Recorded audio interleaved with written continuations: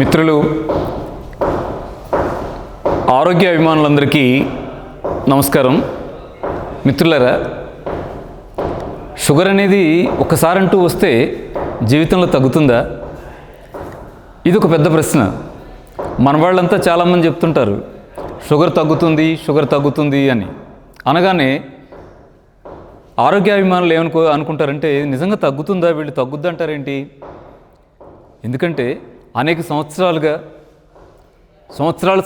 మందులు బింగుతూ షుగర్ తగ్గక ఇబ్బంది పడేవాళ్ళు అనేక వేల మంది, లక్షలాది మంది ప్రజలుంటే వీళ్ళు షుగర్ తగ్గుతుందంటారు, నమ్మాలా? అంటే విషయం ఏంటంటే, మన నమ్మకాలకి అపనమ్మకాలకి సంబంధం లేని శాస్త్ర విజ్ఞానానికి సంబంధించినటువంటి విషయం ఏంటంటే షుగర్ తగ్గుతుంది. ఎందుకు? మనం ఎక్కడున్నాం?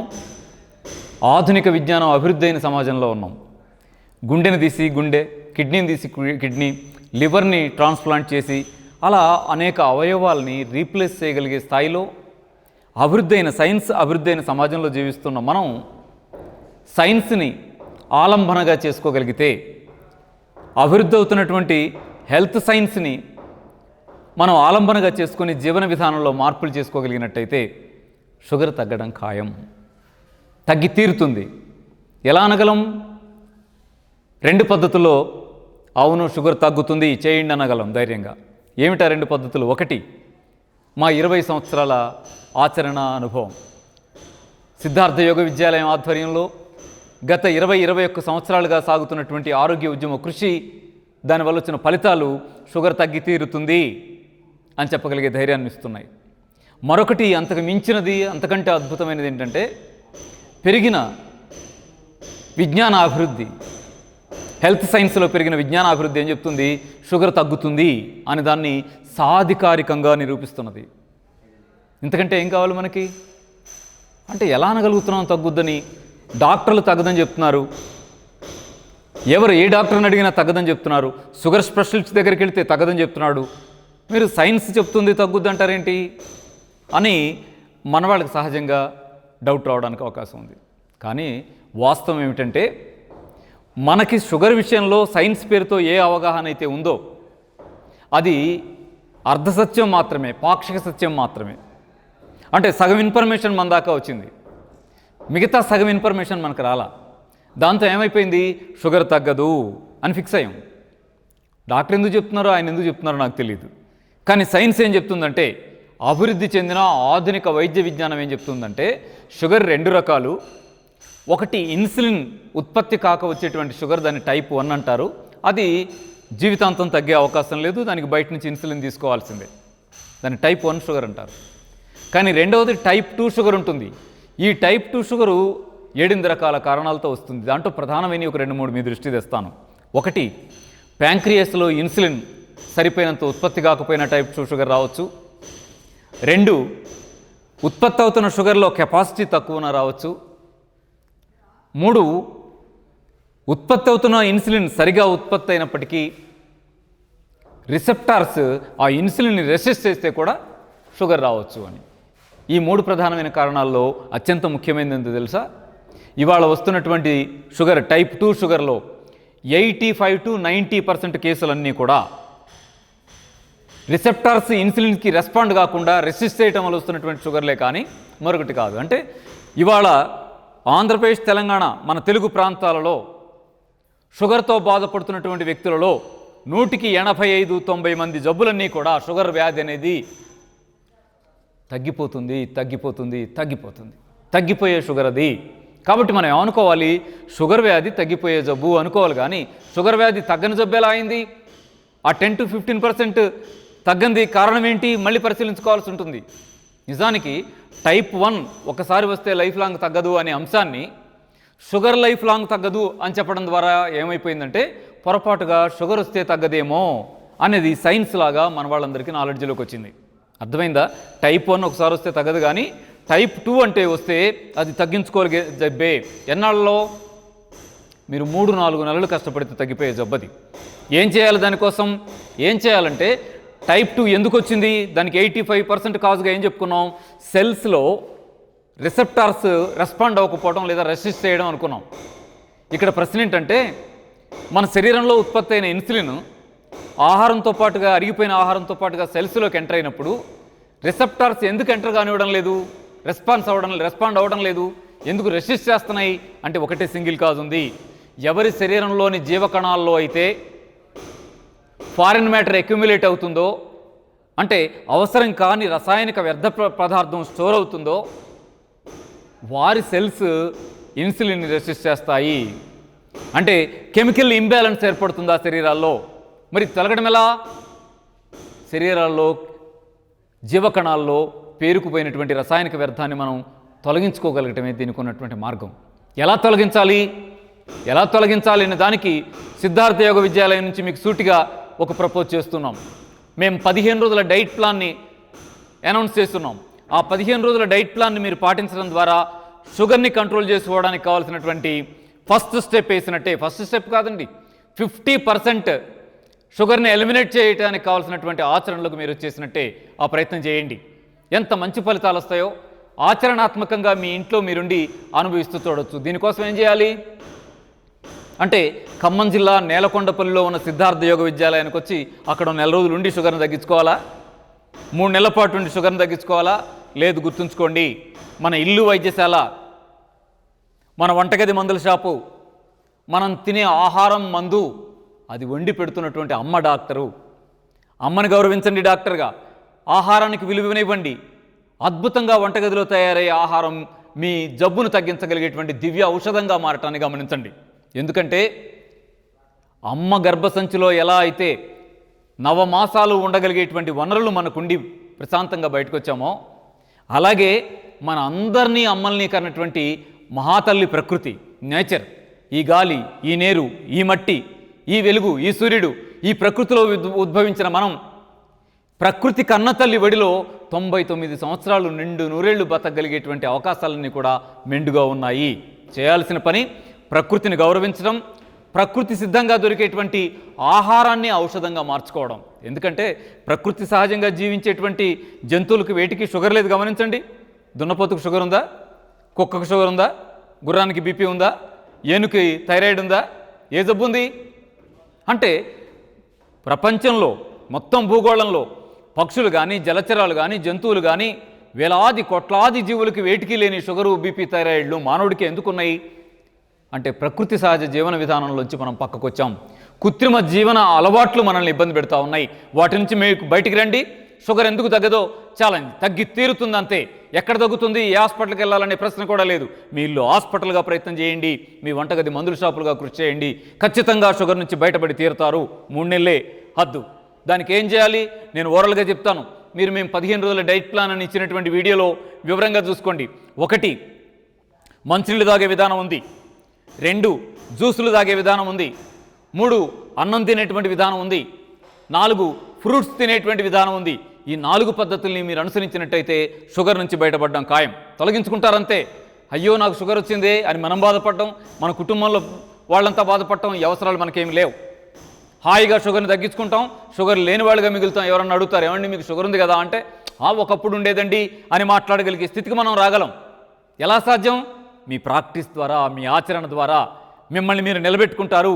దానికి మీరు ఈ పద్ధతి అంతా అనుసరించాలని, మా 15 డేస్ డైట్ ప్లాన్ని ఫాలో అవ్వడం ద్వారా మీ షుగర్ని ఓడించి మీరు విజేతలుగా నిలవాలని, మన ఆంధ్రప్రదేశ్, తెలంగాణ 2 రాష్ట్రాల్లోని తెలుగు ప్రజలు షుగర్ లేని మనుషులుగా తీర్చిదిద్దడానికి ఆరోగ్య ఉద్యమంలో అడుగు వేయాలని మనస్ఫూర్తిగా మిమ్మల్ని కోరుకుంటున్నాను.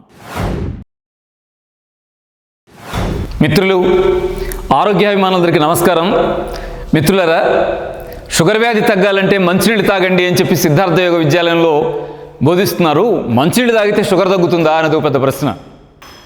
అంటే షుగర్ వ్యాధి వచ్చి సంవత్సరాలు బాధపడుతూ, ఉదయం, మధ్యాహ్నం, సాయంత్రం టాబ్లెట్లు మింగుతూ, ఇన్సులిన్ పడుచుకుంటూ ఇన్ని ఇబ్బందులు పడుతున్నా తగ్గట్లేదే. కోట్ల రూపాయలు కట్టినటువంటి హాస్పిటల్స్కి నెల తిరుగుతూ టాబ్లెట్లు మింగుతుంటే తగ్గని షుగరు సిద్ధార్థ యోగ విద్యాలయం వాళ్ళు మంచినీళ్ళు తాగితే తగ్గుద్దంటారేంటి?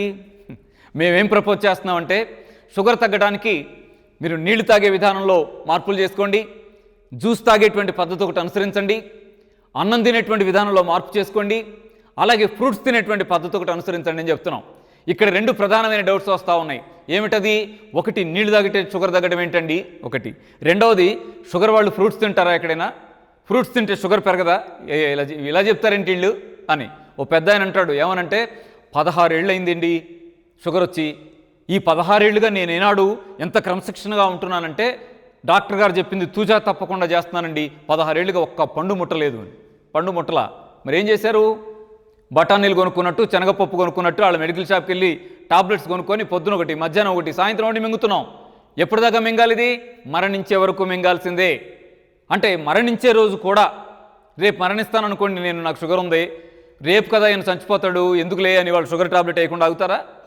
కాదు వేయాల్సిందే అని చెప్పి టాబ్లెట్ వేసుకునేటువంటి పరిస్థితి ఒక షుగర్కి కాదండి, బీపీకి అలాగే, థైరాయిడ్కి అలాగే, షుగర్కి అలాగే.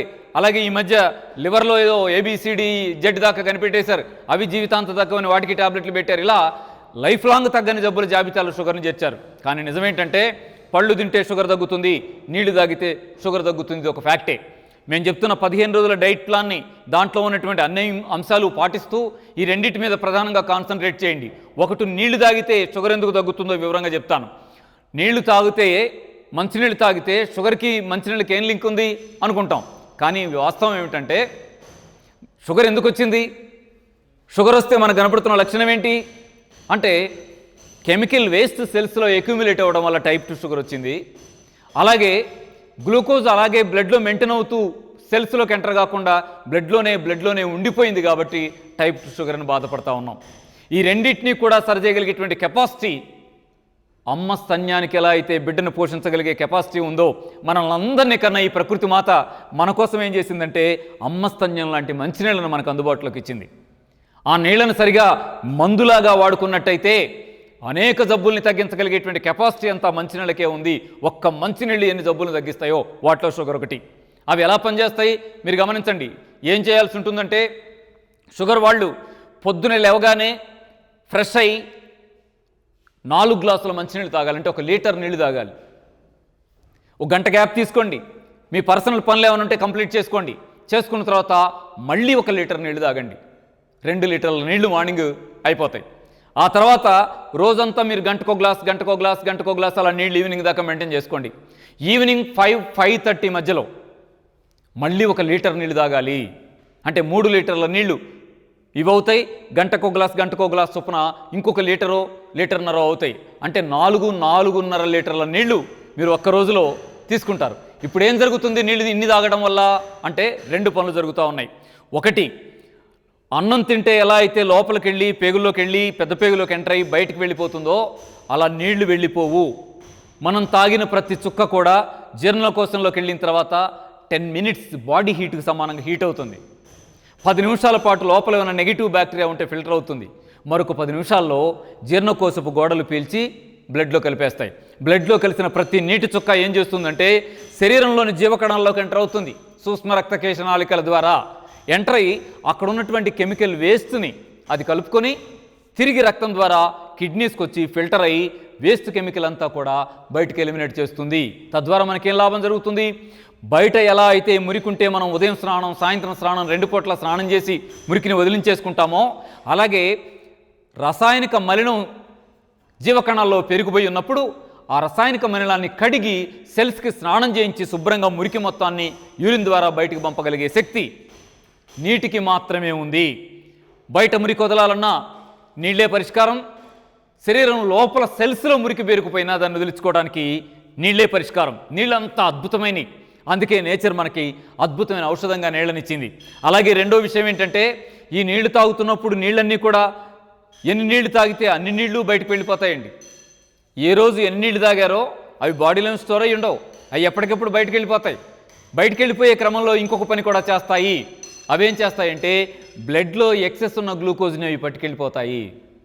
తద్వారా సుమారుగా టైప్ 2 షుగర్ వచ్చినటువంటి వాళ్ళు నేను చెప్పిన ఈ పద్ధతిలో నీళ్లు తాగుతూ పోతే మీకు నీళ్లు తాగడం ద్వారానే 25-30% షుగర్ నార్మల్కి రావడానికి మీరు చూస్తారు. ఎంత ఆశ్చర్యంగా ఉంటుందంటే ఈ మంచినీళ్ళు తాగే పద్ధతి ఇంత అద్భుతమైన ఫలితాలు ఇస్తుంది అని చెప్పి మీరు ఆనందపడతారు. పక్క వాళ్ళకి నీళ్లు తాగండి, షుగర్ కొంత కంట్రోల్ వస్తుందనేటువంటి చెప్పే ప్రయత్నం చేస్తారు. మొత్తం మా 15 రోజుల డైట్ ప్లాన్లో ఈ నీళ్లు షుగర్ వాళ్ళకి చాలా కీలకమైన అంశంగా ఉంటుంది. మీరు ఈ నీళ్ల పద్ధతి అనుసరించాలని, షుగర్ని వదిలించుకోవడంలో అమృతంలాగా ప్రకృతి మాత మనకు ప్రసాదించినటువంటి నీళ్లను మీరు ఆయుధంలాగా వాడుకోవాలని తెలియజేస్తున్నాం. ఇక్కడ మీకు చిన్న చిన్న ఇబ్బందులు 1-2 ఎదురవుతాయి. ఒకటి, నీళ్లు తాగే అలవాటు లేని వాళ్ళు ఒకేసారి 4 గ్లాసులు నీళ్లు తాగాలంటే, లీటర్ నీళ్లు తాగితే ఏమవుతుందంటే వామిటింగ్ వచ్చినట్టు ఉండడమో, కడుపులో తిప్పినట్టు ఉండడమో, అన్ని నీళ్లు తాగబుద్ధి కాకపోవడమో, ఇలాంటి ఇబ్బంది వచ్చే ఛాన్స్ ఉంది. మీరు ఒక పని చేయండి, 4 గ్లాసులు ఒకేసారి ఎందుకు తాగాలి? ఓ 2 గ్లాసులు తాగండి. ఒకంత గ్యాప్ ఇచ్చిన తర్వాత మరొక 2 గ్లాసులు తాగుదురు. కానీ ఆ తర్వాత తాగే 20 లీటర్ కూడా అలాగే 2 గ్లాసులు తాగండి. మరొక హాఫ్ అన్ అవర్ గ్యాప్ ఇచ్చి మళ్ళీ ఒక 2 గ్లాసులు నీళ్ళు తాగుదురు. కానీ అలా నెమ్మదిగా అలవాటు చేసుకుంటూ రండి. ఒక్క గ్లాస్తో స్టార్ట్ చేయండి అన్న మిత్రులారా, ఒక్క గ్లాస్తో స్టార్ట్ చేయండి. 1 గ్లాసు నుంచి 2 గ్లాసులకు రండి, 2 గ్లాసుల నుంచి 3 గ్లాసులకు రండి. నెమ్మదిగా శరీరానికి అలవాటు చేస్తూ వస్తే సహజమైన జీవన విధానం కాబట్టి, శరీరం సహజంగా కోరుకునే వాటర్ పద్ధతి కాబట్టి చాలా అద్భుతంగా రిసీవ్ చేసుకుంటుంది. ఆ తర్వాత మీరు ఎంత ఆరోగ్యంగా ఉంటారో, ఒక నీటి పద్ధతే షుగర్ని ఇంత అద్భుతంగా తగ్గిస్తున్నందుకు ఎంత ఆశ్చర్యపోతారో, సంతోషపడతారో. ఈ ఆనందం మనల్ని ఏం చేస్తుందంటే, ఖచ్చితంగా ఆంధ్రప్రదేశ్, తెలంగాణ 2 రాష్ట్రాల్లో షుగర్ అనేటువంటి మహమ్మారిని తరిమేయగలిగే స్థాయికి మన కుటుంబాలను తీసుకొస్తుంది. ఇల్లు హాస్పిటల్ కావాలి, వంటగది మందుల షాప్ కావాలి, తినే ఆహారమే మందు అవ్వాలి, అమ్మ డాక్టర్ అవ్వాలి. అమ్మని గౌరవించండి, ప్రకృతిని గౌరవించండి, ఆరోగ్యంగా ఉందాం. మిత్రులారా, షుగర్ తగ్గాలంటే ఫ్రూట్స్ తినండి అని చెప్తూ ఉంటాం. చాలామంది అంటూ ఉంటారు, సిద్ధార్థ యోగ విద్యాలయం వాళ్ళు షుగర్ తగ్గడానికి పళ్ళు తినమంటారు, అది ఎలా అని. పళ్ళు తింటే షుగర్ తగ్గుతుందంటారు, అది ఎలా సాధ్యం అని. ఎందుకంటే సైన్స్ లాగా ఒక పొరపాటు అభిప్రాయం మనలో ఎలా నాటుకుపోయిందంటే, షుగర్ వ్యాధి అంటూ వస్తే పండు ముట్టకూడదు అని, పండ్లు తినకూడదు అని, పైగా పళ్ళు తింటే షుగర్ పెరుగుతుంది అని. కానీ సత్యం దీనికి చాలా దూరంగా ఉంది. సత్యం ఏమిటంటే, షుగర్ తగ్గాలంటే మనం పళ్ళు తినాలి. షుగర్ తగ్గాలంటే మనం పళ్ళు తినాలి. పళ్ళు తినడం ద్వారా షుగర్ తగ్గించుకోవచ్చు, అదొక వాస్తవం. ఎలా అనగలుగుతున్నావు? డాక్టర్లంతా పళ్ళు తినొద్దని చెప్తూ ఉంటే, సంవత్సరాలుగా మేము వాళ్ళ మాట నమ్మి పండు ముట్టకుండా గడుపుతూ ఉంటే ఎలా అనగలుగుతున్నావు అని. ఇక్కడ నేను మాట అంటాను, పండు ముట్టకుండా ఉన్న మనం ఏం చేయాల్సి వచ్చిందో తెలుసా? 2 ఏళ్ళు, 3 ఏళ్ళు, 4 ఏళ్ళు, 10 ఏళ్ళు, 15 ఏళ్ళు, 20 ఏళ్ళు, 25 ఏళ్ళు టాబ్లెట్స్ తెచ్చుకొని బఠానీలో శనగపప్పులాగా తినాల్సి రాలేదా? ఉదయం ఒకటి, మధ్యాహ్నం ఒకటి, సాయంత్రం ఒకటి. కానీ పళ్ళు తిని చూడండి, మీ షుగర్ తగ్గిపోవటాన్ని అద్భుతంగా ఎంజాయ్ చేస్తారు. అంటే పళ్ళు తింటే షుగర్ స్వీట్ ఎక్కువ ఉంటుంది కదా, పళ్ళలో గ్లూకోజ్ ఎక్కువ ఉంటుంది కదా, అది తింటే మరి పెరుగుతుంది కదా అని సైన్స్ లాజిక్ ఒకటి అడ్డం వస్తుంది. కానీ నిజానికి ఏంటంటే, సైన్స్ పేరుతో ఏది ప్రచారం అవుతుందో అదంతా సైన్స్ అవ్వాలని రూల్ లేదు. సైన్స్లో 2 రకాల విభజనలు ఉన్నాయి. బిజినెస్ సైన్స్ వేరే, నేచురల్ సైన్స్ వేరే. మనకు అవసరమైంది, మనకు ఉపయోగపడేది, మన జీవితాన్ని అద్భుతంగా ఆరోగ్యకరమైనటువంటి సుస్యందన నందనవనలాగా మార్చగలిగేది నేచురల్ సైన్స్ మాత్రమే, ప్రజలకు ఉపయోగపడే సైన్స్ మాత్రమే. అదేం చెప్తుందంటే, షుగర్ వచ్చిన వాళ్ళు తాత్కాలికంగా మామిడి పండు, అరటిపండు, సపోటా, సీతాఫలం, ఖర్జూర ఈ 5 పళ్ళు తినకండి అని మాత్రమే చెప్తా ఉంది. మిగతా 1,00,000 పళ్ళున్నాయి. ఎన్ని పళ్ళున్నాయి? ఈ పళ్ళన్నీ తినడం ద్వారా ఏం జరుగుతుందంటే, మనకు వచ్చిన షుగర్ తగ్గిపోతుంది. సిద్ధార్థ యోగ విద్యాలయం షుగర్ తగ్గడానికి మీకు 15 రోజుల డైట్ ప్లాన్ని ప్రపోజ్ చేసింది, మీకు తెలుసు. 15 రోజుల డైట్ ప్లాన్ వీడియోస్లో మీరు చూస్తూ ఉంటుంటారు. ఇక్కడ మీకు డౌట్ వస్తుంది, పళ్ళు తినమంటారు ఏంటని. కానీ ఇది మా 20 సంవత్సరాల ఆచరణ ఫలితం, అందుకే మేము అనౌన్స్ చేయగలుగుతున్నాం.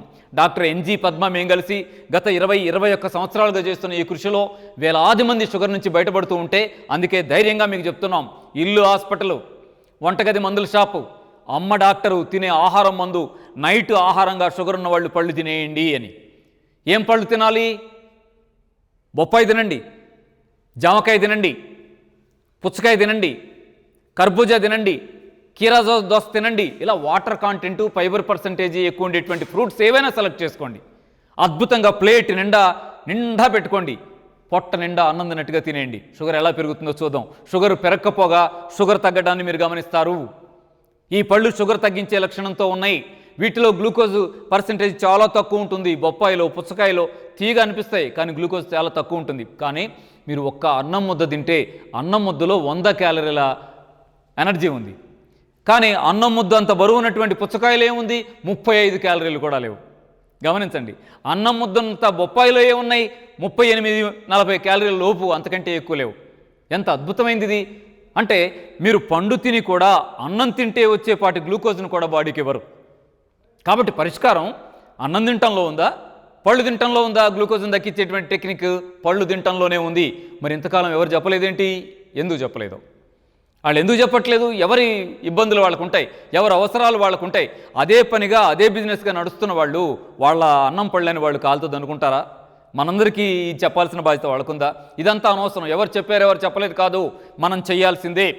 ఆంధ్రప్రదేశ్ తెలంగాణ గడ్డ మీద నుంచి షుగర్ని తరిమి కొట్టాలంటే షుగర్ పేషెంట్స్ అంతా కూడా రాత్రిపూట అన్నంగా ఫ్రూట్స్ తినటం మొదలెట్టేస్తే చూస్తూ చూస్తూ మీ షుగర్ డౌన్ అవుతూ ఉంటుంది. ఇది గమనించండి. అయితే ఇక్కడ చాలా చాలా చాలా జాగ్రత్త తీసుకోవాల్సిన అవసరం ఉంది. ఎందుకు? మీరు 2 రకాల పొరపాట్లు చేయొద్దు. ఒక పొరపాటు ఏంటంటే శుభ్రంగా రోజు తిన్నట్టుగానే అన్నం తినేసి, లేదా రోజు శుభ్రంగా మీరు రొట్టె పుల్కానో చపాతీ తింటుంటారు కదా ఎక్కువ కూరతో, అదంతా తినేసి మళ్ళీ పళ్ళెం నిండా పళ్ళు పెట్టుకుని తిన్నారనుకోండి, షుగర్ పెరుగుతుంది. అలాంటి పొరపాటు చేయొద్దు. పళ్ళు తినదలుచుకుంటే పళ్ళు మాత్రమే తినండి, ఆ పూటకు పళ్ళతో ముగించండి. అలాగే రెండో పొరపాటు కూడా చేయొద్దు. అదేమిటి? మీరు పళ్ళు తినే అలవాటు లేకపోవటం వల్ల ఏ చిన్న యాపిల్ ముక్క కోసి ఒక ముక్క కొరికి, లేకపోతే ఒక జామకాయ కట్ చేసి 1-2 ముక్కలు తినేసి మీరు ఆ టాబ్లెట్ రెగ్యులర్గా వేసుకునే టాబ్లెట్ వేసుకొని లేదా ఇన్సులిన్ చేసుకొని పడుకున్నారనుకోండి, సరిపోదు. సరిపోకపోగా గ్లూకోజ్ తగ్గుతుంది.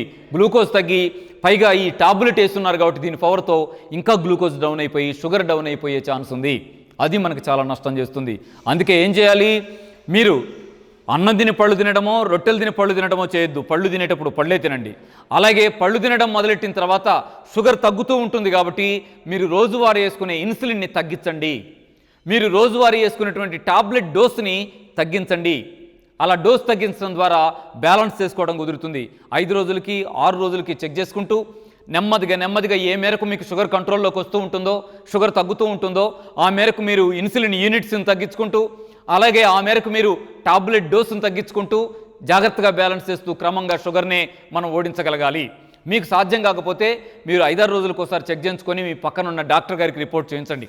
డాక్టర్ గారు ఏం చేస్తారంటే మీకు లో డోస్ టాబ్లెట్స్ రాసిస్తారు, లేదా మీ ఇన్సులిన్ ఇంత తగ్గించండి అని మీకు గైడ్ చేస్తారు.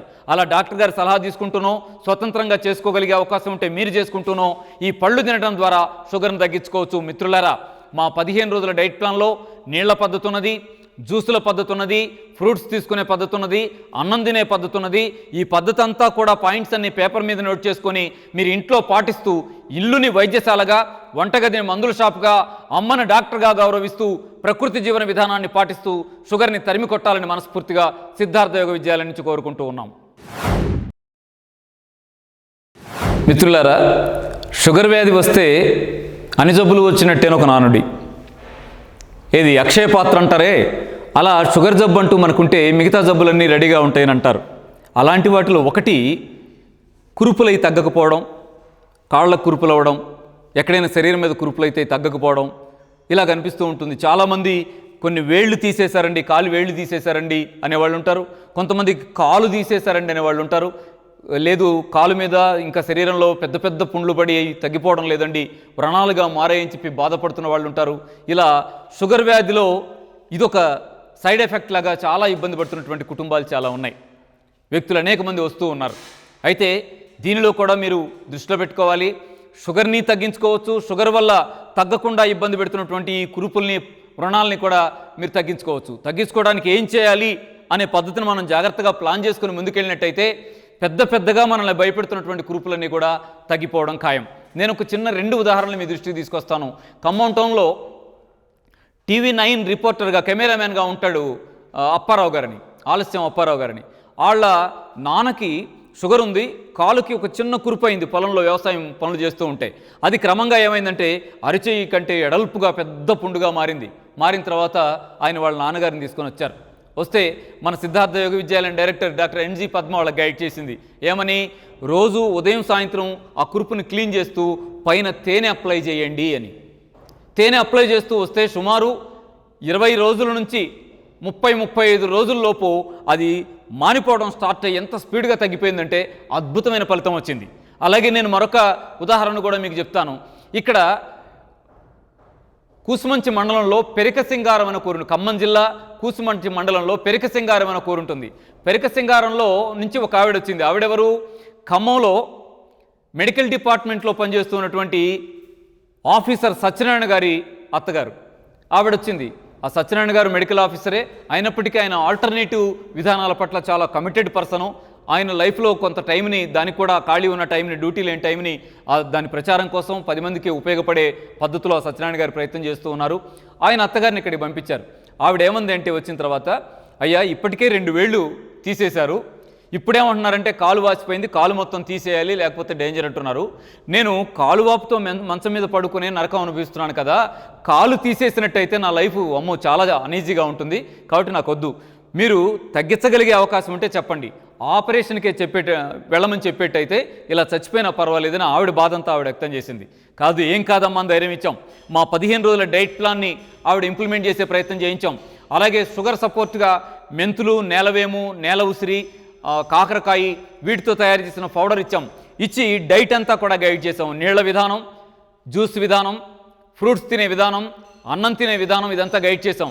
గైడ్ చేసిన తర్వాత నెల 15 రోజులు 2 నెలల తర్వాత ఆవిడే శుభ్రంగా వెహికల్ మీద వచ్చి దిగి సిద్ధార్థ యోగ విద్యాలయం లోపలికి నడిచొచ్చి 5 ఎకరాల బారు నడిచి లోపలికి వచ్చి నమస్కారం అండి నా కాలు బాగైందని చెప్తే ఎంత అద్భుతంగా అనిపించిందో. మీకు ఊరికే ఉదాహరణ కోసం రెండు చెప్పాను. ఇలాంటివి అనేకం ఎదురవుతూ ఉన్నాయి, అనేక మంది బాగవుతూ ఉన్నారు. దృష్టిలో పెట్టుకోండి. కాలు కోయడం వాళ్ళకి రావచ్చు, ఏలు తీయడం వాళ్ళకి రావచ్చు, ఆపరేషన్ టెక్నిక్ వాళ్ళకి తెలియచ్చు. కానీ మనకున్నది 1 వేలు, ఆ వేలు మాత్రమే. మనకున్నది 1 కాలు, ఆ కాలు మాత్రమే. కాళ్ళు గోయించేసుకొని, వేళ్ళు దించేసుకొని, అవయవాలు దించేసుకొని మళ్ళీ మనం అవిటాళ్ళుగా జీవితం గడపాల్సిన పరిస్థితి రాకుండా ఉండాలంటే షుగర్ అనేదే మనకొద్దు. షుగర్ వల్ల వచ్చిన సైడ్ ఎఫెక్ట్స్ మనకొద్దు. దీనికి ఒకటే మార్గం ఉంది, ప్రకృతిని అనుసరించడం. సిద్ధార్థ యోగ విద్యాలయం మీకు షుగర్ తగ్గడానికి 15 రోజుల డైట్ ప్లాన్ని ప్రపోజ్ చేస్తూ ఉంది. దాన్ని 3 నుంచి 4 నెలల పాటు మీరు ఆచరించాల్సి ఉంటుంది. ఆచరించడం ద్వారా మీరు షుగర్ తగ్గించుకోవచ్చు, షుగర్ నుంచి వచ్చిన సైడ్ ఎఫెక్ట్స్ అన్నింటినీ తగ్గించుకోవచ్చు, ఆరోగ్యంగా జీవించవచ్చు. గుర్తుపెట్టుకోండి, అమ్మ గర్భసంచిలో 9 మాసాలు మనల్ని ఉంచగలిగే వనరులు ఉన్నట్టే మనల్ని అందరినీ కన్నా అమ్మ ఈ ప్రకృతి వడిలో 99 సంవత్సరాలు ఉండగలిగే వనరులు ఉన్నాయి. అమ్మని నమ్మండి, ప్రకృతిని నమ్మండి, అమ్మని డాక్టర్గా విలువివ్వండి. వంటగదిలో ఉన్న ఆహారానికి ఔషధ గుణాలున్నాయి, వాటిని మనం అంగీకరించి ఆచరించినట్టయితే మన ఆచరణ మనల్ని షుగర్ లేని వాళ్ళుగా నిలబెడుతుంది. ఆరోగ్య ఉద్యమంలో మీరంతా కూడా భాగస్వాములు అవ్వాలని, ఇల్లు హాస్పిటల్గా ఆరోగ్యకరమైనటువంటి సమాజాన్ని నిర్మించుకునే వైపుగా మీరంతా ముందుకు రావాలని మనస్ఫూర్తిగా కోరుకుంటూ ఉన్నాను. మిత్రులారా, షుగర్ తగ్గుతుంది మీరు పద్ధతి పాటించండి అన్నప్పుడు మన వాళ్ళు ప్రశ్న అడుగుతూ ఉన్నారు. అనేక సంవత్సరాలుగా చాలామంది అడుగుతుంటారు, ఏమండి మీ డైట్ ప్లాన్ పాటిస్తూ మేము టాబ్లెట్స్ వేసుకోవాలా ఆపేయాలా అని. ఇది చాలా ముఖ్యమైన ప్రశ్నే. షుగర్కి టాబ్లెట్లు ఉదయం వేసుకుంటాం, మధ్యాహ్నం వేస్తాం, సాయంత్రం వేస్తూ ఉంటాం. లేదా ఇన్సులిన్ ఆయా మోతాదులను బట్టి ఉదయము సాయంత్రము, ఉదయము మధ్యాహ్నం సాయంత్రము కూడా కొన్ని యూనిట్స్ ఇన్సులిన్ని మనం చేసుకుంటూ ఉంటాం. ఈ ఆహార పద్ధతిని అనుసరించడం మొదలెట్టిన తర్వాత, సిద్ధార్థ యోగ విద్యాలయం ప్రపోజ్ చేస్తున్నటువంటి డైట్ ప్లాన్ని ఆచరించడం మొదలెట్టిన తర్వాత టాబ్లెట్ వేసుకోవాలా, టాబ్లెట్లు అసలు మానేసి స్టార్ట్ చేయాలా? మిత్రులారా, మీకు స్పష్టంగా దృష్టి తీసుకొస్తున్నాం. మీరు ఇవాళ మొదలెట్టారు ఆహారం అనగానే షుగర్ వ్యాధి తగ్గినట్టు కాదు, మీ శరీరంలో గ్లూకోజ్ లెవెల్స్ అన్నీ కంట్రోల్ అయిపోయినట్టు కాదు. టాబ్లెట్ ఏమో అప్పటికప్పుడు వెంటనే కంట్రోల్ చేయగలిగే కెపాసిటీతో ఉంటుంది. కానీ మనం ఇచ్చే ఆహారం ఔషధంగా శరీరానికి సరఫరా చేసినప్పుడు శరీరంలో ఎక్కడైతే లోపాలు ఉన్నాయో వాటన్నిటిని శరీరమే తనంతట తాను రిపేర్ చేసుకుంటూ వెళ్లాల్సి ఉంటుందనే దృష్టిలో పెట్టుకోండి. శరీరం తనంతట తానే రిపేర్ చేసుకోవాలంటే అతి తక్కువ టైంలో రిపేర్ అయ్యేటువంటి అవయవాలు శరీరంలో ఉన్నాయి, దీర్ఘకాలంలో రిపేర్ అయ్యేటువంటి అవయవాలు కూడా శరీరంలో ఉన్నాయి. ఇలాంటి పొజిషన్లో ప్యాంక్రియాస్ రిపేర్ అవ్వాలి, సెల్స్లో రిసెప్టార్స్ రిపేర్ అవ్వాలి, సెల్స్లో ఎక్యుములేట్ అయిన వేస్ట్ కెమికల్ కూడా ఎలిమినేట్ అవ్వాలి. ఈ క్రమంలో మాత్రమే 100% షుగర్ తగ్గేటువంటి పొజిషన్ రావాలి. ఇదంతా ఒక ప్రాసెస్. ఇదంతా జరగాలంటే మీకు ఎంత టైం పడుతుంది?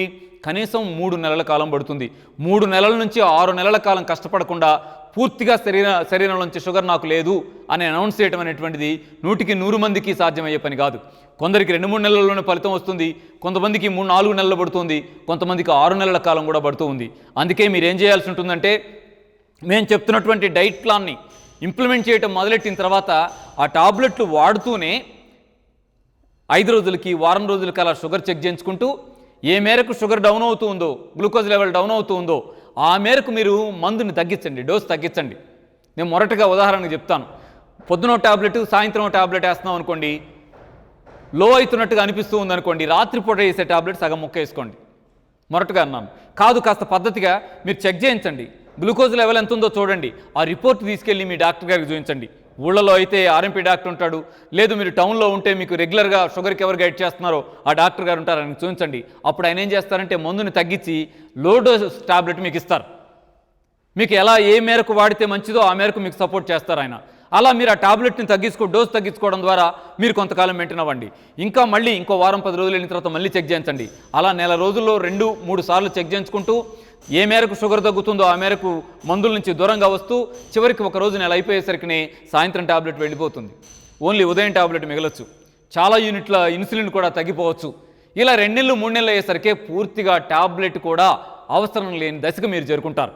అలా చేరుకోగలరు, విజయం మీరు సాధిస్తారు, షుగర్ ఓడిపోతుంది, మీరు గెలుస్తారు. గెలవాలంటే ఏం జరగాలి? టాబ్లెట్ని సపోర్ట్ తీసుకుంటూ ప్రకృతి సహజ జీవన విధానాన్ని మీరు అనుసరిస్తూ సిద్ధార్థ యోగ విద్యాలయం ఆరోగ్య ఉద్యమంలో భాగంగా మీకు ప్రపోజ్ చేస్తున్న దాన్ని మీ ఇల్లు ఆసుపత్రిగా, మీ వంటగది మందుల షాపుగా, మనం తింటున్న ఫుడ్ మందుగా మీరు ప్రాక్టీస్ చేసి షుగర్ని గెలిచేటువంటి ఉద్యమంలో ముందుకు రావాలని, ఆ టాబ్లెట్స్ ఆసరాన్ని క్రమంగా మనకు అవసరమే లేని దశను మీరు తెచ్చుకోవాలని మనస్ఫూర్తిగా మిమ్మల్ని కోరుకుంటూ ఉన్నాం. మిత్రులారా, మనల్ని భయపెడుతున్నటువంటి బాధ పెడుతున్నటువంటి జబ్బుల్లో చాలా రకాల జబ్బులు ఉండొచ్చు, కానీ మనసుని వేదనకి చాలా మానసిక ఆవేదనకి గురి చేస్తున్నటువంటి జబ్బుల్లో అత్యంత ముఖ్యమైనదిగా ఉన్నటువంటి జబ్బు టైప్ 1 షుగర్. ఈ పేరు వింటేనే ఇబ్బంది అనిపిస్తూ ఉంటుంది, టైప్ 1 షుగర్. ఎందుకంటే ఇది పిల్లలకు వచ్చే షుగర్గా ఉండడమే.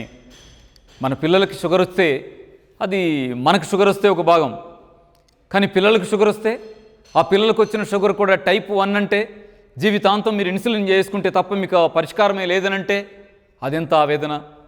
ఎందుకంటే మనం చిన్నప్పుడు ఎలా ఉన్నామో కానీ మన కోసం మనం బ్రతికామేమో కానీ పెళ్ళై పిల్లలు పుట్టిన తర్వాత మనం జీవిస్తున్నటువంటి ప్రతి సెకను పిల్లల కోసమే జీవిస్తున్నాం.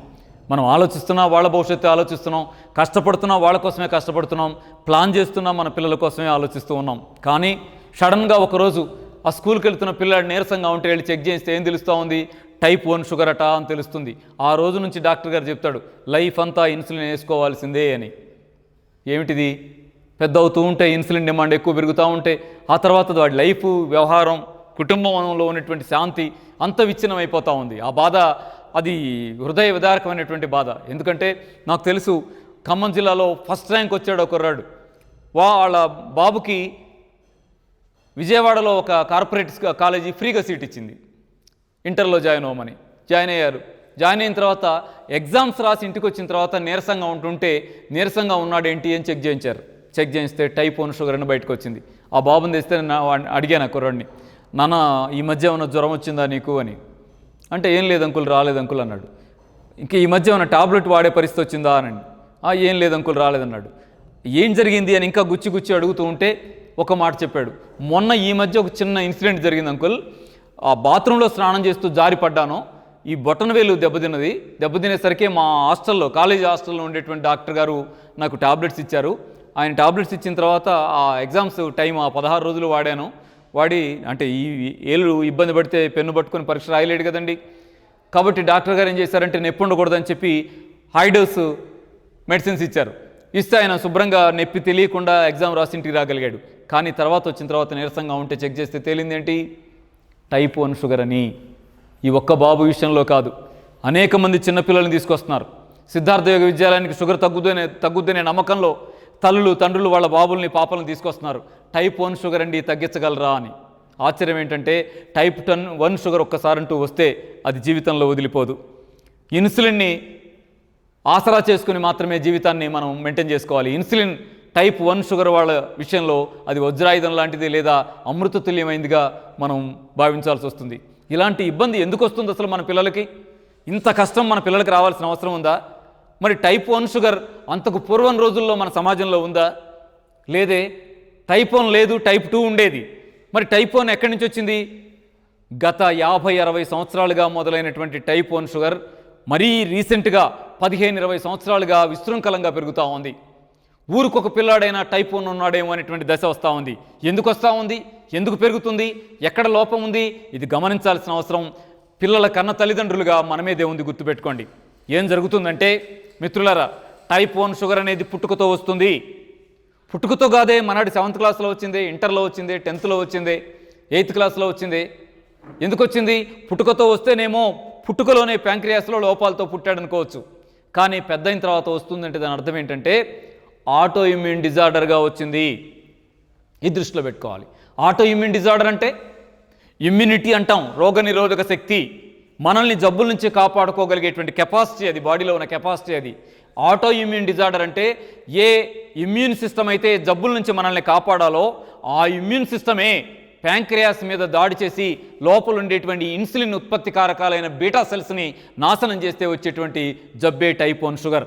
అలా ఎందుకు జరిగింది, ఎందుకు జరుగుతుందో తెలుసా? ఎందుకో జరిగిపోయేది కాదు. ఆటో ఇమ్యూన్ డిజార్డర్ అండి, ఎందుకు జరిగిందో, ఎందుకు జరిగింది గట్టిగా అడిగితే మీకు రీజన్ ఏం చెప్తారంటే అన్నోన్ టిగ్గరింగ్ వల్ల ఇమ్యూనిటీ అనేటువంటిది రాంగ్ టిగ్గరింగ్తో వెళ్ళి ప్యాంక్రియాస్ మీద దాడి చేసిందని చెప్తారు. ఏంటా అన్నోన్ టిగ్గరింగ్? ఏంటి ఆకస్మికంగా తెలియకుండా జరిగిపోయిన టిగ్గరింగ్ ఏంటో తెలుసా? అది మనం ఐడోస్ మందులు వాడడమే. ఎంత దారుణంగా ఉందంటే ఒకప్పుడు మనకి జ్వరాలు వచ్చినాయి, కానీ ఆనాడు 250 పారాసెటమాల్ ఇచ్చేవాళ్ళు. 250 పోయింది, 300 పోయింది, 300 పోయింది, 400 పోయింది, 500కి వచ్చారు. కానీ వాళ్ళు 500 కాదు, పసి పిల్లాడికి జ్వరం వచ్చిందంటే కూడా 650 పారాసెటమాల్ పెడుతున్నారు. గమనించండి. రీసెంట్గా 650 నుంచి మార్చి 750 కూడా మార్కెట్లోకి రిలీజ్ అయింది. ఎంత హైడోస్ వాడుతున్నారో. పారాసెటమాల్ ఒకటే వాడుతున్నారా? కాదు, దానికి సపోర్ట్గా యాంటీబయాటిక్ వాడుతున్నారు, పవర్ఫుల్ యాంటీబయాటిక్ ఇస్తున్నారు. దీంతో ఏమవుతుంది, లోపలికి వెళ్ళినటువంటి ఈ మందుల ప్రభావం వల్ల మన ఇమ్యూన్ సిస్టమ్ డిమోరలైజ్ అవుతూ ఉంది. మీకు ఇంకా సూటిగా చెప్పాలంటే ఒక చిన్న ఉదాహరణ చెప్తాను చూడండి. జ్వరం తగిలింది, లోపల నెగిటివ్ బాక్టీరియా ఉందనుకోండి, దానికి వ్యతిరేకంగా వెంటనే బాడీలో ఉన్నటువంటి ఇమ్యూనిటీ రేజ్ అయ్యి ఫైటర్ వైట్ సెల్స్ని లోపల ఉండేటువంటి బాక్టీరియాకి వ్యతిరేకంగా ఫైట్ చేయమని ఇన్స్పైర్ చేస్తుంది. ఆ ఇన్స్పిరేషన్తో వాటి ఫైటింగ్ కొనసాగుతూ ఉంటుంది. ఈలోపు మనం ఏం చేస్తాం, హై పవర్ డోసు యాంటీబయాటిక్ను పారాసెటమాల్ వేసేస్తాం. వేసేసరికి లోపల ఉండేటువంటి క్రిములన్నీ చనిపోతాయి. అమ్మయ్య, జ్వరం తగ్గింది. కానీ ఇక్కడ ఒక అతిపెద్ద నష్టం జరిగింది. అదేమిటంటే వైట్ సెల్స్కి ఒక లక్షణం ఉంది. క్రిములు వస్తే వాటంతటవి గుర్తుపట్టలేవు. కెమికల్ సిగ్నల్ వస్తే మాత్రమే క్రిములు దాడి చేశాయా అని శత్రువులకు వ్యతిరేకంగా ఫైటింగ్కి వెళ్ళగలుగుతాయి. అలాగే క్రిములన్నీ శరీరంలో చనిపోయినాయి అనే దాన్ని వైట్ సెల్ గుర్తుపట్టలేదు. దానికి కూడా మరొక కెమికల్ సిగ్నల్ వెళ్ళాలి. శత్రువులు ముగిశారు, యుద్ధం ఆపేసాయి అనే కెమికల్ సిగ్నల్ వెళ్ళాలి. అప్పుడు మాత్రమే వైట్ సెల్స్ నిదానించి ప్రశాంతంగా మళ్ళీ నార్మల్ బ్లడ్ ఫ్లోలో కలిసిపోతాయి. ఈ సిగ్నల్ అందించేది ఎవరు? ఈ సిగ్నల్ ఎవరు అందించాలంటే శరీరంలో వైట్ సెల్స్, రకరకాల వైట్ సెల్స్ ఉంటాయి. ఆ వైట్ సెల్స్లో ఒక రకం వైట్ సెల్ని మనం ఫైటర్ వైట్ సెల్ అన్నాం కదా, మరొక రకం వైట్ సెల్ని ఏమంటారంటే సప్రెసివ్ వైట్ సెల్ అంటారు. ఈ సప్రెసివ్ వైట్ సెల్ ఏం చేస్తుంది, జ్వరం తగ్గిపోతున్న పొజిషన్ ఉన్నప్పుడు, శత్రువులు శరీరంలో లేనప్పుడు ఇదో కెమికల్ సిగ్నల్ వైట్ సెల్స్కి పంపుతుంది. ఏమని? యుద్ధం ఆపండి, శత్రువులు మరణించారు అని. కానీ ఇక్కడ వైట్ సెల్స్కి ఎప్పుడైతే సిగ్నల్ అందనప్పుడు అవి ఫైటింగ్ కోసం తిరుగుతూనే ప్యాంక్రియాస్ మీద దాడి చేస్తాయి. సిగ్నల్ ఎప్పుడు అందదంటే సిగ్నల్ అందించాల్సిన వైట్ సెల్సే మనం ఇచ్చిన హైడోస్ మందుల వల్ల అవే సప్రెస్ అయిపోయినప్పుడు, సప్రెసివ్ వైట్ సెల్స్ సిగ్నల్ ఇవ్వాల్సింది పోయి మందుల ప్రభావం వల్ల అవే సప్రెస్ అయ్యి సిగ్నల్ ఇవ్వలేని దశకు వచ్చినప్పుడు ఫైటింగ్ ఆపాలనే విషయం వైట్ సెల్స్కి తెలియదు. ఫైటింగ్ కోసం ఎక్కడ శత్రువులు ఉన్నారా అని శరీరం నిండా ఎతుకుతూ ఉంటాయి. అప్పుడు కనపడుతుంది వాటికి ప్యాంక్రియాస్ లోపలికి వెళ్ళగానే సూక్ష్మక్రిముల స్థాయిలోనే ఉండే చిన్న బీటా సెల్స్ పొరపాటు పడి ఏం చేస్తాయంటే వాటిని చంపేస్తాయి. అప్పుడు మన పిల్లలకు వచ్చినటువంటి అత్యంత పెద్ద ప్రమాదమే టైప్ 1 షుగర్. ప్రాణప్రదంగా పెంచుకుంటున్న మన పిల్లలకి అసనిపాతంలాగా తాకేటువంటి అతిపెద్ద దుర్మార్గమే ఈ టైప్ 1 షుగర్. అదే కాదు, పొరపాటునవి ప్యాంక్రియాస్లోకి కాకుండా కిడ్నీస్లోకి వెళ్తే కిడ్నీస్లో కూడా ఇంత సూక్ష్మమైన నెఫ్రాన్స్ ఉంటాయి. వాటిని ఈ ఇమ్యూనిటీ పాడు చేసిందంటే అప్పుడు వచ్చేది acute kidney failure. Acute kidney failure అయినా మందుల ప్రభావంతో వస్తున్నదే. టైప్ 1 షుగర్ అయినా మన పిల్లలకు వస్తుందంతగా మందుల ప్రభావంతో వస్తుంది. కాబట్టి తల్లిదండ్రులారా, మనస్ఫూర్తిగా మిమ్మల్ని వేడుకుంటున్నాం, సిద్ధార్థ యోగ విద్యాలయం నుంచి హైడోసు మందులు విచ్చలవిడిగా పిల్లలకి వేసే ప్రయత్నాలు చేయొద్దు. చాలామంది అసలు డాక్టర్ సలహా కూడా వెళ్ళటల్లా, జ్వరం వచ్చిందంటే మెడికల్ షాప్కి వెళ్ళడం, తీసుకొచ్చేయడం, మింగేయడం. ప్లీజ్ మీరు దయచేసి ఆలోచించండి. వాళ్ళు మన ప్రాణం కంటే వాళ్ళు ఎక్కువ, వాళ్ళకంటే మనకి ప్రాణప్రదమైంది ఇంకోటి లేదు. పిల్లల్ని రక్షించుకోవాలంటే జ్వరం రాకుండా జాగ్రత్త పడండి. పిల్లలకి జ్వరం రాకుండా మంచినీళ్ళు తాగించుకోవడం, ఫ్రూట్స్ పెట్టుకోవడం, మోషన్ ఫ్రీ ఉండేట్టు చూసుకోవడం, అరుగుదలలో లోపాలు లేకుండా చూసుకోవడం ద్వారా పిల్లల్ని కాపాడండి. జ్వరం వస్తే కూడా మీరు లో డోసు టాబ్లెట్స్ ఇచ్చుకుంటూ, డాక్టర్ సలహాతో మీరు మెయింటైన్ అవుతూ, తడిగుడ్డతో ఒళ్ళు దుడుచుకుంటూ, అర్ధగంటకి మంచినీళ్ళు తాగిస్తూ, ఫ్రూట్ జ్యూస్ ద్వారా మెయింటైన్ చేసుకుంటూ జ్వరం తగ్గించుకోవడానికి మీరు చేయాల్సిన కృషి అంతా చేయండి. అంతేగాని టాబ్లెట్ మీద ఆధారపడితే మన లైఫే మనం సంక్షోభంలో పెట్టుకున్న వాళ్ళు అవుతాం. జాగ్రత్త పడాలని ఆంధ్రప్రదేశ్, తెలంగాణ ప్రజలంతా కూడా మనస్ఫూర్తిగా ఈ విషయాలను రిసీవ్ చేసుకొని ఇంట్లో ప్రాక్టీస్లోకి వెళ్ళాలని మిమ్మల్ని వేడుకుంటున్నాను. షుగర్ వ్యాధి తగ్గాలంటే ఎలాంటి ఆహారం తీసుకోవడం మనకు ఉపయోగంగా ఉంటుంది అనేది ఈ వీడియోలో మాట్లాడుకుందాం. షుగర్ వచ్చిన తర్వాత అది లైఫ్ లాంగ్ తగ్గదేమో అనే దాంతో ఏం తింటే తగ్గుతుంది, ఎలా తినాలి, టాబ్లెట్ వాడాల్సిందేనా, ఆహారాన్ని ఔషధంగా షుగర్ అనే జబ్బు మీద కూడా మనం ప్రయోగించగలమా, ఇవన్నీ కూడా మనకి ఒక క్లారిటీ ఉండాల్సిన అవసరం ఉంది. ఎందుకంటే ఇవాళ మన తెలుగు రాష్ట్రాల్లో షుగర్ అనేది ఒక పెద్ద ఇబ్బందికరమైనటువంటి జబ్బుగా మారింది. షుగర్ వస్తే గ్లూకోజ్ అప్ అండ్ డౌన్స్ అవ్వడం ఒకటే జరగటం లేదు కదా. షుగర్ వస్తే అక్షయ పాత్రలాగా, జబ్బులకు అక్షయ పాత్రలాగా షుగర్ వస్తే దానికి అనుబంధంగా కళ్ళు పాడైపోతున్నాయి, షుగర్ వస్తే దానికి అనుబంధంగా కిడ్నీలు పాడైపోతున్నాయి, షుగర్ వస్తే దానికి అనుగుణంగా బీపీ రేజ్ అవుతుంది, షుగర్ వస్తే దానికి అనుగుణంగా పుళ్ళు ఏర్పడతా ఉన్నాయి, ఏదైనా చిన్న గడ్డ ఏర్పడినా అది పెద్ద వ్రణంగా మారుతూ ఉంది, దురదలు లాంటివి, చర్మవ్యాధులు లాంటివి వస్తే తగ్గటం లేదు.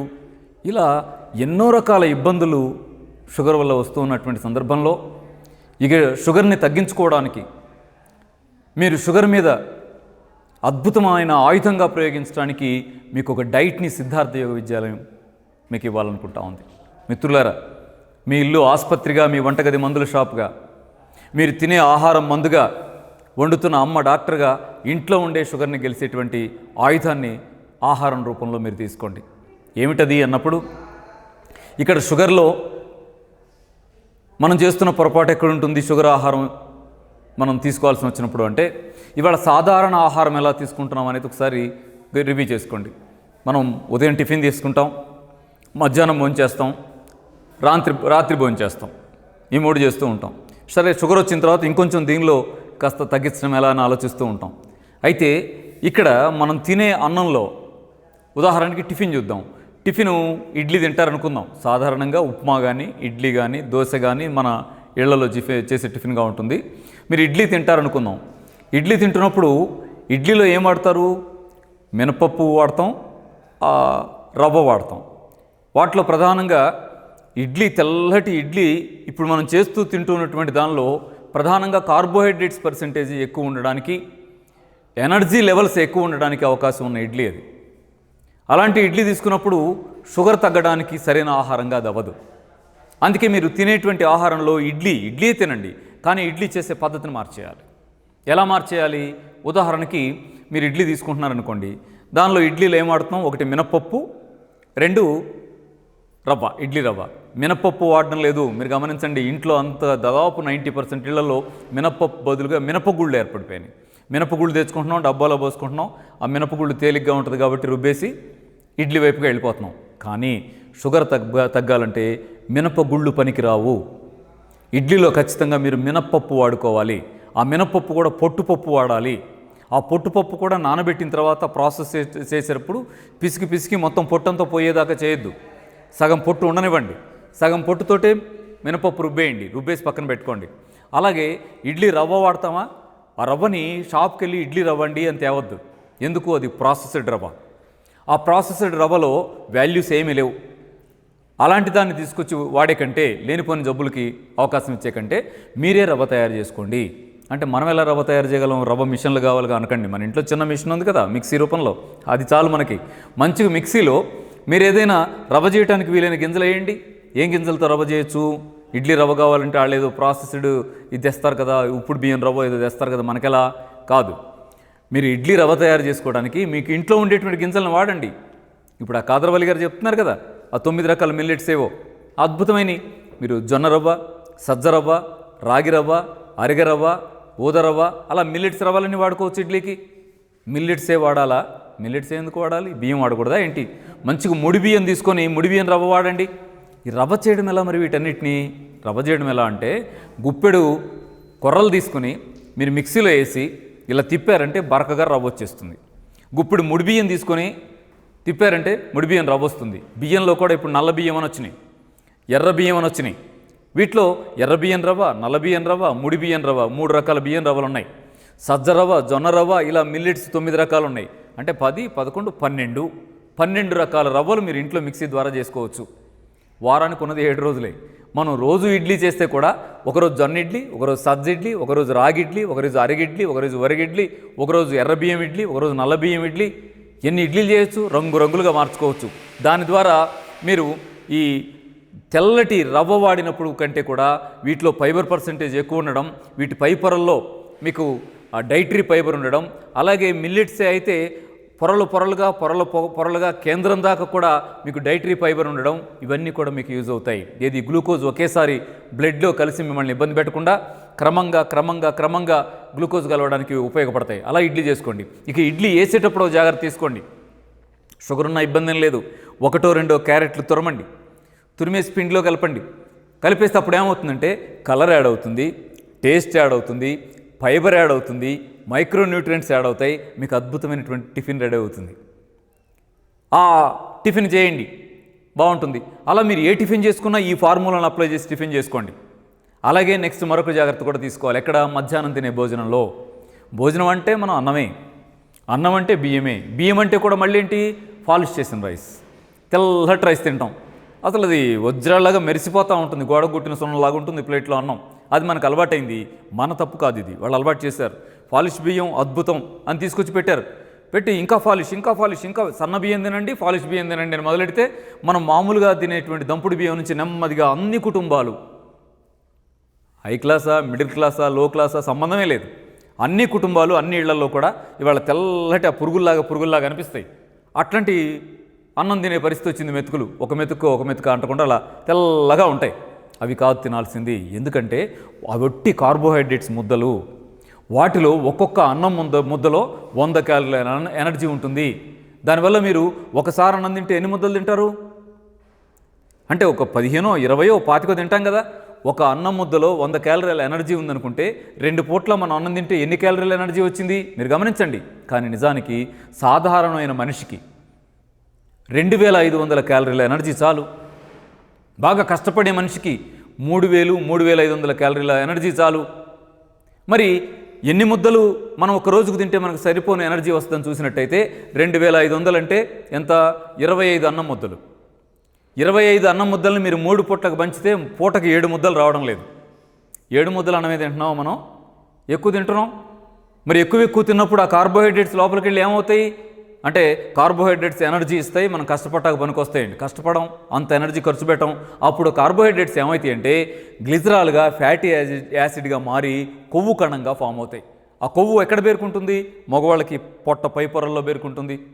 చూడండి, ఈ పై పొట్ట ఉన్న వాళ్ళకే ఎక్కువ షుగర్ వస్తుంది. మీరు గమనిస్తే షుగర్ ఉన్న వాళ్ళు ఎక్కువ మంది పై పొట్ట ఉన్న వాళ్ళు అయి ఉంటారు. అంటే పొట్ట లేని వాళ్ళకి షుగర్ రాదని అంటలా, కానీ ఈ పై పొట్ట ఉన్న వాళ్ళకి ఎక్కువ మందికి షుగర్ ఉంటుంది. మీరు గమనించవచ్చు. కింద పొట్ట ఉన్న వాళ్ళకి కిడ్నీ ప్రాబ్లమ్స్ ఏమైనా రావచ్చు, అది వేరే విషయం. కానీ ఈ షుగర్ వచ్చిన వాళ్ళంతా కూడా పై పొట్ట వాళ్ళు అయి ఉంటాం, ఆశ్చర్యంగా ఉంటుంది.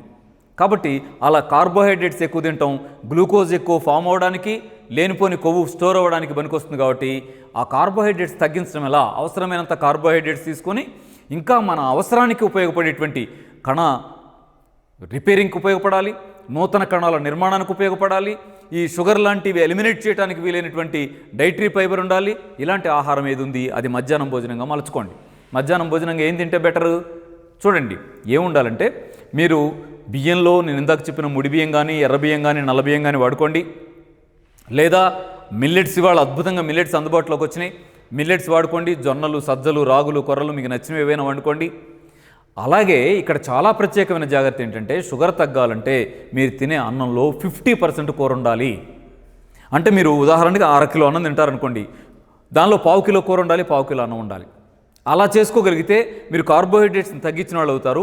Vitamins, minerals, enzymes, dietary fibre ఉన్నటువంటి కూరని పెంచి రిపేర్కి కావాల్సినటువంటి పొజిషన్ని, ఎలిమినేషన్కి కావాల్సిన పొజిషన్ని మీరు బాడీకి అందించిన వాళ్ళు అవుతారు. ఎంత మంచి అవుతుందో, షుగర్ని తగ్గించుకోవడంలో మీరు మంచి పని చేసిన వాళ్ళు అవుతారు. ఎప్పుడైనా సరే అన్నం తింటున్నామంటే సగం కూర ఉండాలి, సగం అన్నం ఉండాలి. ఎంత తింటే అంత. మీరు 100 గ్రాములు తింటే 50 గ్రాముల కూర, 50 గ్రాముల అన్నం. ఏ కూర తినాలి? నచ్చిన కూరగాయలు ఏవైనా తినండి. ఎన్ని కూరగాయలు ఉన్నాయండి? సొరకాయ, బీరకాయ, దోసకాయ, బెండకాయ, దొండకాయ, 1,00,000 ఉన్నాయి కదా. మీకు నచ్చిన ఏవైనా తినండి. ఆకుకూరలు ఉన్నాయి కదా చాలా రకాలు. ఆకుకూరలు కాస్త ఎక్కువ వాటానికి ట్రై చేయండి. ఇది మీకు మంచిగా ఉపయోగపడే భోజనంగా మారుతుంది. అయితే గుర్తుంచుకోండి, కూరల్లో ఉప్పు, కారం, నూనె ఎక్కువ వేశారంటే అవి కూడా మళ్ళీ నష్టకరమైనవిగా ఉంటాయి. అలాగే రాత్రి ఆహారానికి వచ్చేసరికి షుగర్ వాళ్ళు ఏం తీసుకుంటే మంచిది అంటే, ఇప్పుడే మీరు ప్రారంభమైన వాళ్ళైతే, అన్నం తినేవాళ్ళ అలవాటు ఉన్న వాళ్ళైతే అన్నం మానేసి రొట్టెలోకి రండి. ముందు పుల్కాలు ఎక్కువ కూర అనే పద్ధతికి రండి. కాదు, మీరు పుల్కాలు ఎక్కువ కూర తినే పద్ధతిని ఇప్పటికే అలవాటు చేసుకున్న వాళ్ళైతే నైట్ ఓన్లీ ఫ్రూట్స్లోకి వచ్చేసేయండి. అయితే ఈ పుల్కాలు ఎక్కువ కూర తినే వాళ్ళకు కూడా షుగర్ వాళ్ళకి ఒక మంచి సలహా సిద్ధార్థ యోగ విద్యాలయం నుంచి ఇవ్వాలనుకుంటున్నాం. ఏంటి? పుల్కాల్లో మీరు తింటున్న కూరని ఇంకా వెరైటీగా, టేస్ట్గా, ప్రత్యేకంగా మార్చుకోవచ్చు. ఎలా మార్చుకోవచ్చు? ఉదాహరణకి పచ్చి కూరను పెట్టుకొని పుల్కాలు తినండి. పచ్చి కూర ఏంటి అంటే కూర తినండి అంటాం, ఎక్కువ కూర తినండి అంటాం. ఈ పచ్చి కూర ఏంటి? పచ్చి కూర ఎంత అద్భుతంగా ఉంటుందో. పచ్చి కూర కూడా వండుకోవచ్చు. అంటే వంట లేని కూర, మంట లేని కూర, నిప్పు లేని కూర, స్టవ్ లేని కూర, వండని కూర, వేపుడు చేయని కూర ఎంత అద్భుతంగా ఉంటుంది. నూనె వేయని కూర, కారం వేయని కూర భలే ఉంటుంది. ఎలా చేయాలి అంటారా? ఏం చేయండి అంటే, దోసకాయ తురమండి. కొబ్బరి తురుము తీస్తామా? అలాంటి తురుము తీసుకొని దోసకాయ తురమండి, సొరకాయ తురమండి, బీరకాయ తురమండి, కాస్త పొట్లకాయ తురమండి. అలా 3-4 రకాల కూరగాయల ముక్కలు తురమండి. మంచిగా తురుము వస్తుంది కదా ముద్దలాగా. దాని మీద ఏం చేయండి అంటే, మీరు కాస్త నిమ్మరసం పిండండి. నిమ్మరసం పిండి నానబెట్టిన వేరుశనగ గుళ్ళు ఏవైనా ఒక 10-20 దాంట్లో కలిపేసి కాస్త పెరిగేయండి. పెరిగేసి స్పూన్తో ఇలా అనండి. అద్భుతంగా మీకు కూర రెడీ అయినట్టే. దీనిలో అవసరమైతే మీరు ఒక క్యారెట్ కూడా కాస్త తురిమి కలుపుకోవచ్చు. షుగర్ ఉంది కదా, క్యారెట్ తినొచ్చా అనే చర్చ కూడా ఇక్కడేమీ లేదు. హాయిగా తినేయచ్చు. అది ప్లేట్లో ఇంత ముద్ద పెట్టేసుకోండి. పెట్టుకొని పుల్కా ఇలా ముక్క తీశారంటే, రొట్టె ముక్క తీశారంటే ఇంత కూర పట్టుకోవాలి. తినేయండి. ఎంత టేస్ట్ వస్తుందో. మీరు అక్కడ ఉల్లిపాయ ముక్క, నిమ్మకాయ ముక్క పెట్టి నిమ్మరసం పిండుకొని తింటూ ఉంటే, పెరుగు కలుపుకొని ఎంత బాగుంటుందో. మధురంగా తింటారు. షుగర్ కంట్రోల్ కావడానికి అద్భుతంగా ఉపయోగపడుతుంది. ఇది సాయంత్రం భోజనంగా మీరు ఎంచుకోండి. అలాగే కాదు, ఫ్రూట్సే తింటారు, ఇంకా మేలవుతుంది. ఈ ఫ్రూట్స్ తినేవాళ్ళు ఏం చేయాలంటే ఖచ్చితమైన జాగ్రత్త తీసుకోవాలి. అంతంత డోసు టాబ్లెట్స్ వేసుకోవద్దు. మీరు రాత్రిపూట ఓన్లీ ఫ్రూట్సే తినాలి ఆహారంగా అనుకున్న వాళ్ళు మీరు వాడుతున్నటువంటి టాబ్లెట్ డోస్ తగ్గించుకోవాలి. లేదా మీరు ఆల్రెడీ ఇప్పుడు వాడుతున్నటువంటి ఇన్సులిన్ని యూనిట్స్ కాస్త తగ్గించుకోవాలి. అలా జాగ్రత్తగా బ్యాలెన్స్ చేసుకోకపోతే ఏమవుతుందంటే, ఈ పచ్చి కూరలు తినడం, ఫ్రూట్స్ తినడం, వీటి ద్వారా షుగర్ డౌన్ అవుతుంది. షుగర్ డౌన్ అయినా మీరు ఇంకా ఎక్కువ డోస్ వేస్తే ఏమవుద్ది? ఇంకా డౌన్ అవుతుంది కదా. ఇంకా డౌన్ మనల్ని నైట్ ఇబ్బంది పెట్టదా? అందుకే మీరే తగ్గించుకోవాలంటే నైట్ వేసే టాబ్లెట్ సగం ముక్కేసుకోండి. దానికంటే మంచి పద్ధతి ఏంటంటే, కాస్త షుగర్ చెక్ చేయించుకొని డాక్టర్ గారి దగ్గరికి వెళ్ళి ఆ ఇన్సులిన్ డోస్ ఎంత తగ్గించేయమంటారో, ఏ డోసు లో డోసు టాబ్లెట్ ఏమి రాసిస్తారో గైడ్ తీసుకుంటే మీకు ఇంకా మంచిది. అలా మేలైన పద్ధతిలో ఈ ఆహార పద్ధతిని ఉదయం టిఫిన్గా, మధ్యాహ్నం భోజనంగా, రాత్రి భోజనంగా ఎంచుకుని మీ ఆహారపు అలవాట్ల ద్వారానే, తినే ఆహారమే ఫుడ్ అవ్వాలి. ప్రకృతిలో మీరు గమనించండి, ఏ జంతువుకైనా ఆహారమే, ఔషధం కూడా ఆహారమే. మరి ప్రకృతి, ఈ కన్నతల్లి, ఈ ప్రకృతి మాత కన్నటువంటి జీవుల్లో అద్భుతంగా సెలెక్ట్ చేసినటువంటి మనుషులు మనం కదా. అన్ని జీవుల్లోకి ఉన్నతమైన జీవిగా సెలెక్ట్ చేసింది మనల్ని కదా. వాటికి లేని తెలివి మనకుంది కదా. మన తెలివిని ఇంకాస్త వాడినట్టయితే, జాగ్రత్త తీసుకున్నట్టయితే జంతువుల కంటే ఆరోగ్యంగా ఉండగలిగే అవకాశము, కెపాసిటీ మనకే ఉంది. ఎందుకంటే మానవుడు బుద్ధిజీవి, లాజిక్ తెలిసినవాడు, అనుకుని జాగ్రత్తగా అర్థం చేసుకుంటే ముందుకెళ్ళగలిగిన వాడు. అలా అర్థం చేసుకుని షుగర్ని తగ్గించుకునే దానిలో మేము సిద్ధార్థ యోగ విద్యాలయం నుంచి ప్రపోజ్ చేసినటువంటి ఈ ఆహారాన్ని ఆయుధంగా చేపట్టి మన తెలంగాణ, ఆంధ్రప్రదేశ్ సరిహద్దుల నుంచి షుగర్ని తరిమి కొట్టే దానిలో, ఆరోగ్య ఉద్యమంలో మీరంతా భాగస్వాములు కావాలని మనస్ఫూర్తిగా మిమ్మల్ని కోరుకుంటున్నాను. మిత్రులు, ఆరోగ్యాభిలాషులందరికీ నమస్కారం. మిత్రులరా, చాలామంది సన్నగా ఉన్నాం, లావైతే బాగు అని కోరుకుంటూ ఉంటారు. అయితే సన్నగా ఉండటం ఒక మంచి ఆరోగ్యానికి గుర్తు. అందువల్ల సన్నగా ఉన్నవాళ్ళు ముందు సన్నగా ఉన్నామని బాధపడటం మానేయాలి. అంటే చాలామంది అడుగుతుంటారు, సన్నగా ఉన్నామండి, లావు అవటం ఎలా, బరువు తగ్గటం ఎలా చెప్తుంటారు కదా, లావు పెరగటం ఎలాగో చెప్పరా అని అడుగుతుంటారు. సరే, లావు పెరగటం ఎలా అనేది ఇప్పుడు చెప్తాను. మీరు ఉన్నదానికంటే ఇంకొక 4-5 కేజీల బరువు పెరగడానికి వీలైనటువంటి పద్ధతి నేను ఇప్పుడు మీ ముందు ప్రపోజ్ చేస్తాను. కానీ నా రిక్వెస్ట్ ఏంటంటే, మీరు సరిపోని బరువుతో ఉంటే, శుభ్రంగా మీ ఎత్తుకు తగ్గ బరువు ఉంటే, మీరు బరువు పెరగడం ఎలా అనే ప్రయత్నం చేయడం అనవసరం. సమాజంలో బరువు ఉన్నవాళ్ళు, బరువు పెరిగిన వాళ్ళు అది తగ్గించుకోవడానికి బాధపడడం మాత్రమే కాదు, ఆ బరువుకు అనుబంధమైన అనేక రకాల జబ్బులతో వాళ్ళు బాధపడుతూ ఉన్నారు. ఇది సాధారణమైన మోకాళ్ళ నొప్పుల నుంచి షుగరు, బీపీ, థైరాయిడ్ దాకా ఇబ్బంది పడుతున్నారు కదా. మరి అవన్నీ చూస్తూ ఆరోగ్యంగా ఉండే శరీరం కావాలని కోరుకోవాలి, కానీ ఆ కండలుగా ఉండే శరీరం కావాలని కోరుకోవడం అనేటువంటిది మనకి అవసరం లేదని దృష్టిలో పెట్టుకోవాలి. అయితే అవసరం కంటే తక్కువ ఉంటే, అధిక బరువు ఉంటే ఎలాంటి ఇబ్బందులు ఉంటాయో, ఉండాల్సిన దానికంటే తక్కువ బరువు ఉన్నప్పుడు కూడా ఇబ్బందులు అన్నీ ఉంటాయి కదా. అలాంటి వాళ్ళు బరువు పెరగడానికి ప్రయత్నం చేయడం అనేటువంటిది అవసరమైన విషయం. ఖచ్చితంగా వెయిట్ గెయిన్ కావడం కోసం వాళ్ళు ప్రయత్నం చేయాలి. అవసరమైనంత వెయిట్ని వాళ్ళు సాధించాలి.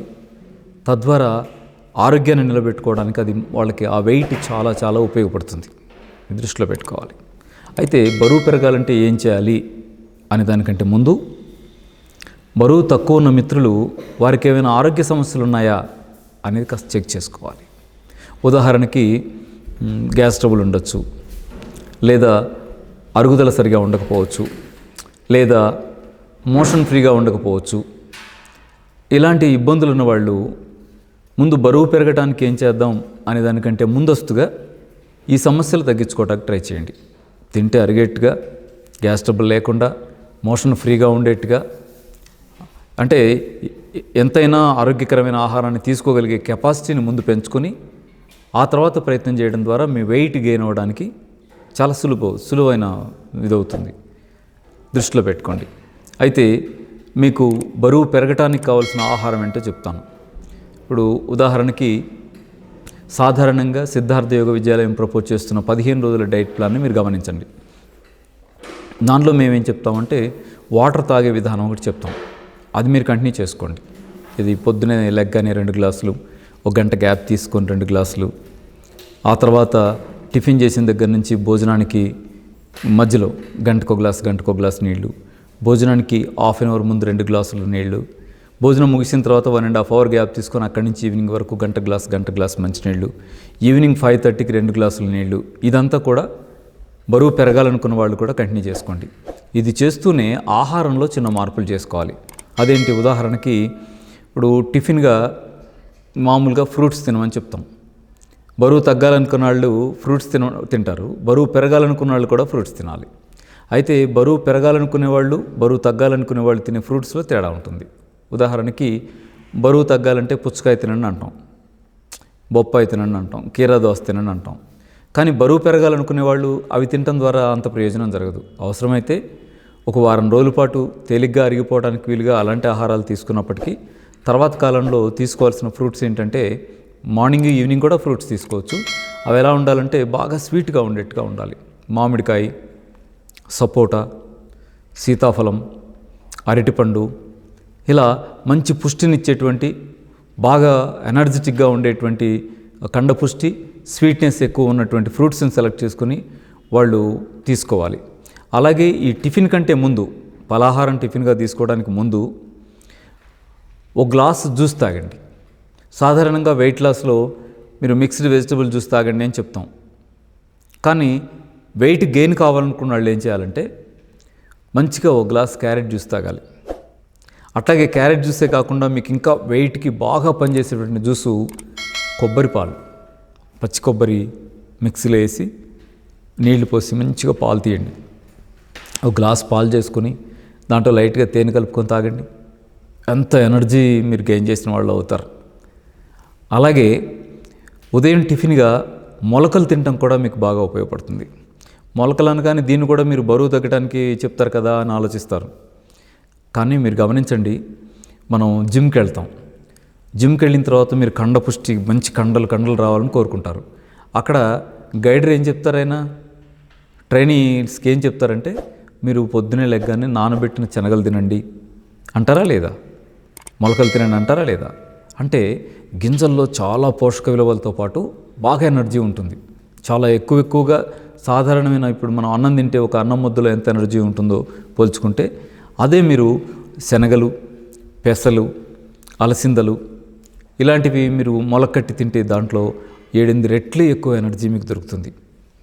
అది కాక మంచి మైక్రోన్యూట్రియంట్స్ దొరకడం ద్వారా హెల్తీగా ఆరోగ్యాన్ని మీరు పెంచుకునేటువంటి ప్రయత్నం చేసిన వాళ్ళు అవుతారు. అలా మంచిగా ఒక ఇంత చారెడన్ని మొలకలు, అలాగే వాటితో పాటు సపోటాలు, 4-5 సపోటాలు, మీకు నచ్చినవి ఇప్పుడు నేను చెప్పిన ఫ్రూట్స్లో ఏవైనా ఫ్రూట్స్ పెట్టుకోండి. 2 అరటిపళ్ళు తినండి, మంచిగా తీగా ఉండే అరటిపళ్ళు బాగా పండనిచ్చి, పచ్చి తినొద్దు, కాస్త పండిన అరటిపళ్ళు తీసుకోండి, లేదా మామిడికాయ తీసుకోండి, లేదా సీతాఫలం తీసుకోండి. ఇవన్నీ కూడా వెయిట్ పెంచడానికి మీకు బాగా పనికొస్తాయి. అలాగే మధ్యాహ్నం భోజనంలో మీరు మంచిగా వెయిట్ పెరగాలని కోరుకునే వాళ్ళు బాగా ఎక్కువ కూర తినడానికి ప్రయత్నం చేయాలి. కూర కూడా ఎలా ఉండాలంటే మీకు బాగా ఉపయోగపడేటువంటి కూరగా మారాలి. ఏది సొరకాయ కూర, దోసకాయ కూర, బెండకాయ కూర కాకుండా మంచిగా మీరు పప్పు వండుకొని తినండి. ఆ పప్పు కూడా ఏం చేయాలి, పప్పులో ఆకుకూర ఎక్కువ వేయండి, లేదా కూరగాయలు ఎక్కువ వేయండి. ఎక్కువేసి కలగూర పప్పు, ఒట్టి పప్పు చేసుకొని తింటే మళ్ళీ గ్యాస్ ట్రబుల్స్, లేనిపోని ఇబ్బందులు వస్తాయి. అలా కాకుండా ఏం చేయాలంటే కలగూర పప్పు వండుకోండి. వండి కాస్త ఆకుకూర ఎక్కువగా వేయండి, కాయగూరలు ఎక్కువ వేయండి, పప్పు కొంచెం, కూరలో ఆకుకూరలు ఎక్కువ ఉండేట్టుగా చూసుకొని చేయండి. మీకు వెయిట్ పెరగడానికి ఇది బాగా పనిచేస్తుంటుంది. అలాగే వెయిట్ గెయిన్ కావాలి అని కోరుకునే వాళ్ళు మరొకటి కూడా చూడాలి. ఏమిటది అంటే ఈవినింగ్ స్నాక్స్ తీసుకుంటామే, ఆ స్నాక్స్లో కారపూసలో, చెగోడీలో, పకోడీలో అలాంటివి కాకుండా మీరు మంచిగా గుగ్గిళ్ళు వండుకొని తినండి.